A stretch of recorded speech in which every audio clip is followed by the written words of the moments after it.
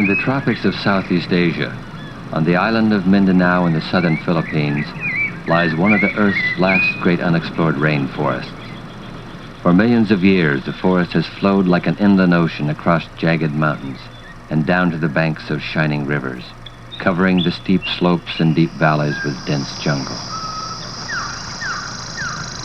Dark rain clouds often added to the aura of mystery and foreboding. Fearful folk living outside believed wild beasts and savage spirits inhabited the forest depths. Few people ventured inside. But that unknown interior vibrated with countless forms of life. And within this luxuriant undergrowth lived people. A people who knew not how or why they had come into this forest. They knew merely that they had spent so many generations beneath the leaves that the forest was home as far back as any remembered. It was their world, their universe. They learned the forest's laws of survival and learned to rely upon one another. Alone they were weak. Together they had strength. Through difficult times they clung to the words of an ancestor who said, "Let us call all men one man, all women one woman." Adults cherished children and took them everywhere. Mothers held their young ones close to protect them from thorns and sharp stones and dangerous snakes. Caring for the young was everyone's responsibility. Children themselves took care of their younger brothers and sisters. The people looked often into the treetops and beyond for signs from the owner of the forest, who they believed resided in the sky with the eye of day, the sun. The people believed that when the owner was happy, he sent sunshine and warm breezes. When he was sad or annoyed, he sent rain, lightning, and thunder, which the people called the big word. And if the owner was angry, he might send sickness or even death. Of course, the people tried to obey the owner's wishes. They paid attention to certain birds, which they believed carried messages for the owner. Men would call these birds and they would come near. Boys sometimes played with them and called them kakai, friend.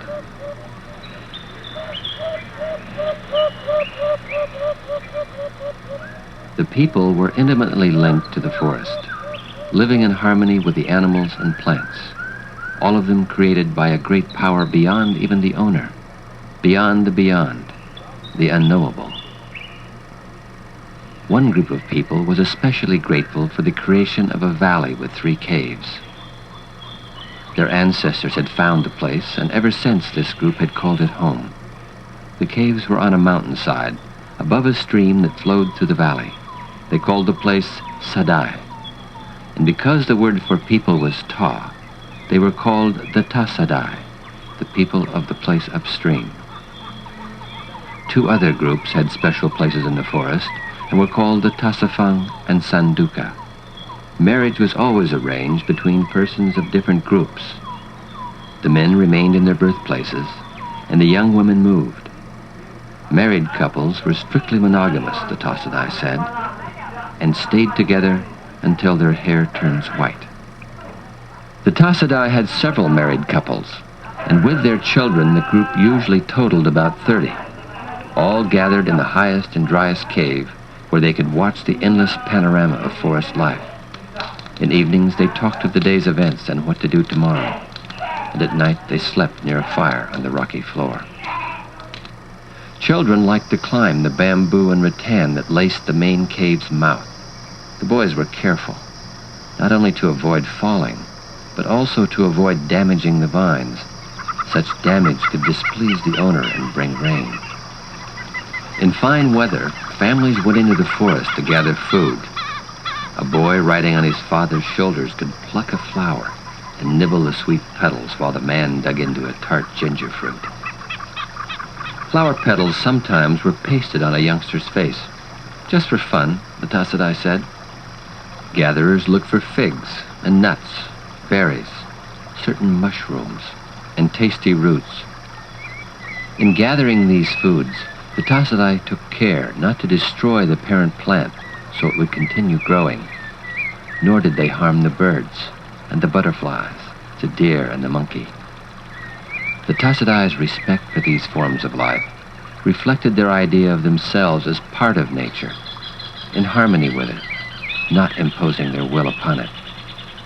They did, however, catch and eat small creatures in the stream: fish, tadpoles, and crabs, frogs.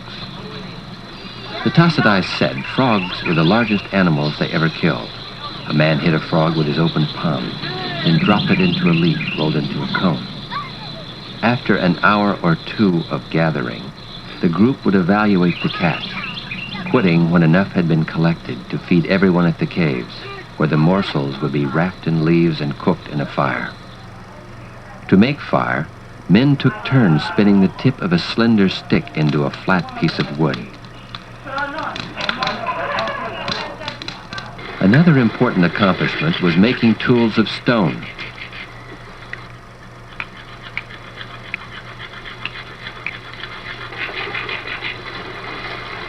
Other tools included sturdy sticks for digging roots and poles to help hikers climb steep paths or to vault rain-swollen streams. On sunny days, those streams provided pure drinking water and pools to wash away the forest's grime, or the ash coat acquired sleeping beside the fire. In many ways, life in the forest was pleasurable. Playing in the stream, climbing trees, swinging on vines, laughing with friends, sharing, the Tasaday said, happy inside feelings. But at the same time, life was difficult. Cuts and scratches could become seriously infected. Some plants and snakes contained deadly poisons. And, the people knew, death was always waiting. It eventually took everyone. But even death seemed to be part of the owner's system. Births and deaths balanced and kept Tasaday population at a number which could subsist comfortably in their part of the forest. Tasaday society also was delicately balanced. The people learned that shouting hostile words or throwing stones might start with only 2 persons, but could swiftly touch everyone. Violence could destroy the group. To avoid this, the people's highest priority was cooperation. Social harmony was a necessity for these folk, who believed they were the only people on earth. Then one surprising day, the Tasaday met a mysterious stranger.